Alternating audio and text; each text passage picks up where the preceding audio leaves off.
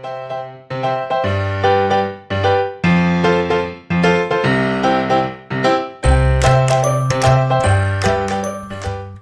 To Sundari's kitchen. இன்றைக்கி Sunday ஆனால் ஆடிப்பெருக்கு, அதனால நான் இன்றைக்கி நான்வெஜ் எதுவும் செய்ய முடியாது. அதனால் உங்களுக்கு இன்றைக்கி மெது வடை எப்படி பண்ணுறதுன்றதை செஞ்சு காமிக்கிறேன். அதுக்கு நான் வந்து ஒரு அளவுக்கு உளுந்து எடுத்திருக்கேன். அதோடு என்ன பண்ணேன், ஒரு 2 ஸ்பூன் வந்து பச்சரிசியும் சேர்த்து ஒரு 2 ஹவர்ஸ்க்கு மேலே இதை ஊற வச்சு கழுவி தண்ணியெல்லாம் ஃபுல்லாக ட்ரை அவுட் பண்ணிவிடுங்க. தண்ணியே இருக்கக்கூடாது. நல்லா வடிகட்டி எடுத்து வச்சுருக்கேன். அதுக்கு இப்போ வந்து 2 பச்சை மிளகாய், காரத்துக்கான பச்சை மிளகாய் போட்டுக்கலாம். ஒரு துண்டு இஞ்சி போட்டுக்கிறேன். ஒரே ஒரு ஸ்பூன் தான் உப்பு போட போகிறேன் நான். ரொம்ப உப்பு வேண்டாம். அதனால் ஒரு ஸ்பூன் உப்பு. பெருங்காயம் கொஞ்சம் நிறையாவே போட்டுக்கோங்க. ஒரு 1/4 ஸ்பூனே போட்டுக்கலாம். போட்டுட்டு இதில் நான் வந்து ஃபஸ்ட்டு இதை ஒரு சுற்றிடுறேன் மிக்சியை.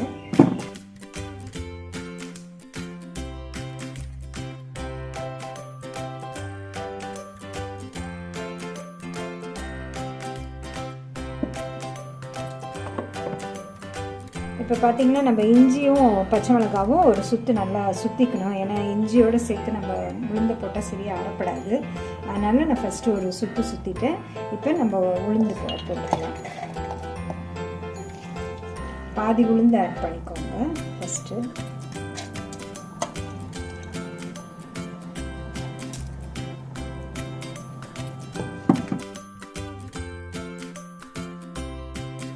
வாட்டர் வந்து ரொம்ப ஆட் பண்ணக்கூடாது. அதனால் நான் ஐஸ் வாட்டர் ஒரு கப்பில் எடுத்து வச்சுருக்கேன்.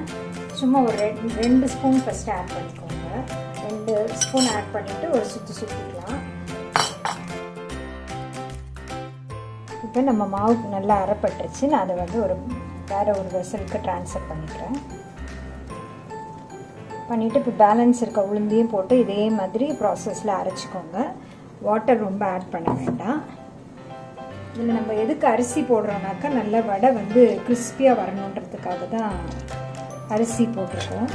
அதனால் நம்ம வந்து நல்லா சுடும் போது நல்ல கிறிஸ்பியாக நல்லா வருது.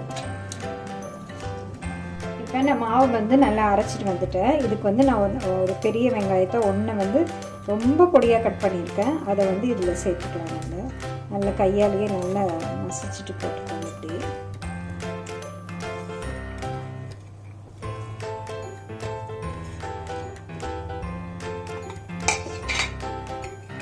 ஒரு கொத்து கருவேப்பிலையை நல்லா பொடியாக கட் பண்ணி வச்சுருக்கேன்.